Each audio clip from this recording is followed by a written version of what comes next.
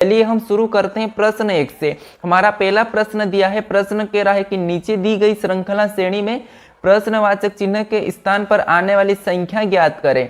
यानी दोस्तों हमें यहाँ पर अंकों की एक श्रृंखला दी है, तो इसी श्रृंखला में जो प्रश्नवाचक चिन्ह दिया है यहाँ पर कौन सी संख्या आएंगी ये प्रश्न पूछा है। ठीक है, तो सबसे पहले आप वीडियो को रोक लीजिए और खुद से भी सोल्व करने की कोशिश करें कि सही जवाब क्या हो सकता है। ठीक है, तो चलिए यहाँ पर हम क्या करेंगे, सबसे पहले समझेंगे कि 77 से 49 कैसे लिखा है, 49 से 36 कैसे लिखा है और 36 से 18 कैसे लिखा है। सेम तरीके से हम यहाँ पर बताएंगे जो प्रश्नवाचक चिन्ह है। ठीक है, तो चलिए यहाँ पर आप लॉजिक को समझिए, लॉजिक क्या लग रहा है। जैसे अगर हमें कुछ भी समझ नहीं आता तो क्या करना है, इंपॉर्टेंट लॉजिक है दोस्तों। देखिए क्या करेंगे, यहाँ पर इन संख्या का आपस में गुणा करेंगे, तो 7 में 7 का गुणा करेंगे तो 7 7 49 और 49 यहाँ पर लिखा है। ठीक है, अब यहाँ पर भी क्या करेंगे, इस 49 में आपस में गुणा कर लेंगे, तो 9 और 4 में आपस में गुणा करेंगे तो 9 चौको 36 और 36 भी यहाँ पर लिखा है। अब सेम तरीके से यहाँ पर भी हम क्या करेंगे, आपस में गुणा करेंगे, तो 6 3 18 और 18 भी यहाँ पर लिखा है, तो इसका भी क्या करेंगे, आपस में गुणा करेंगे।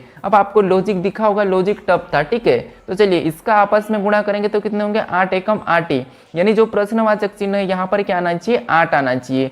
ऑप्शन में देखेंगे तो ऑप्शन हमारे बी में दिया है, तो ऑप्शन बी वाला हमारा क्या होगा, सही जवाब होगा। यानी कि दोस्तों ये इंपॉर्टेंट क्वेश्चन था। ठीक है, तो चलिए हम बढ़ते हैं प्रश्न 2 पे। अब दूसरे नंबर का प्रश्न दोस्तों, चलिए प्रश्न कह रहा है कि दिए गए विकल्प में से विषम को चुनिए। यानी दोस्तों हमें क्या करना है, 4 विकल्प में से एक विषम विकल्प चुनना है। ठीक है, तो चलिए फटाफट से आप खुद से भी सोल्व करें, खुद से ट्राई करें कि यहाँ पर विषम कौन सा है। ठीक है, तो फटाफट से सोल्व करने की कोशिश करें, अपनी ओर से ट्राई करें। ठीक है, तो चलिए हमें प्रश्न कह रहा है कि विषम को चुनिए। हमें क्या करना है, इन 4 ऑप्शन में से एक अलग बताना है। तो चलिए जब भी दोस्तों देखिए, जब भी हमें बड़ी संख्या दी जाए तो क्या करना है, उन संख्या को आपस में जोड़ के देखना है। जैसे मैं आपको बता रहा हूँ, देखिए जैसे हम यहाँ पर देखिए 5 और 6 को जोड़ेंगे तो कितने होंगे, 11, 11 और 4 को जोड़ेंगे तो 15 और 15 और 3 को जोड़ेंगे तो 18, 18 और 2 को जोड़ेंगे तो 20 और 20 और 7 को जोड़ेंगे तो 27। यानी इन सभी को जोड़ने पर कितना हुआ है, 27। ठीक है, तो ऐसे ही हमें क्या करना है, सभी ऑप्शन में जोड़ लेना है। जैसे ऑप्शन बी में जोड़ेंगे तो 3 और 6, 3 और 6 होते हैं 9 और 9 में 8 जोड़ेंगे 17, 17 में 1 जोड़ेंगे तो 18, 18 में 2 जोड़ेंगे तो 20 और 20 में 7 जोड़ेंगे तो 27। यानी यहाँ पर भी कितना आ रहा है, 27 ही आ रहा है। ठीक है, अब देखिए ऑप्शन सी को देखेंगे तो 8 और 7 को जोड़ेंगे तो 15, 15 और 6 को जोड़ेंगे तो हमारे कितने हो जाएंगे, 15 और 6 21, 21 में 3 जोड़ेंगे तो 24, 24 में 2 जोड़ेंगे तो 26, 26 में 1 जोड़ेंगे तो 27।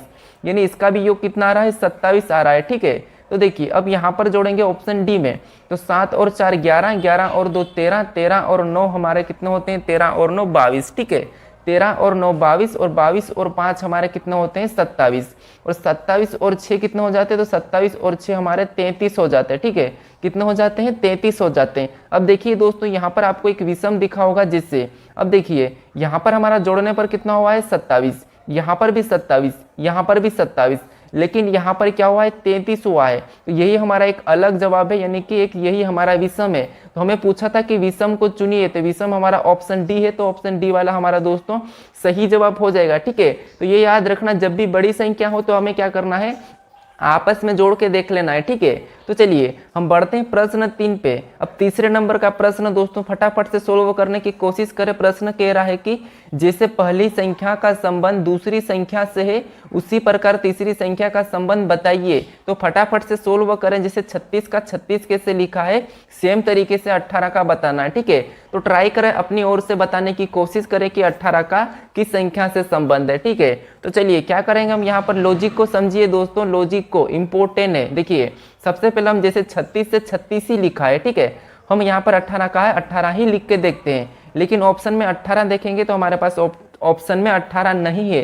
तो इसका मतलब ये कि हम क्या करेंगे, इसमें दूसरी लॉजिक लगाएंगे। तो देखिए लॉजिक को समझिए, लॉजिक क्या लग रहा है, इसका क्या करेंगे, हम आपस में गुणा करेंगे तो 6 3 कितने होते हैं, 18 होते हैं। आपस में गुणा करने पर कितने हो रहे हैं, 18, और 18 को क्या करेंगे, 2 गुना कर देंगे।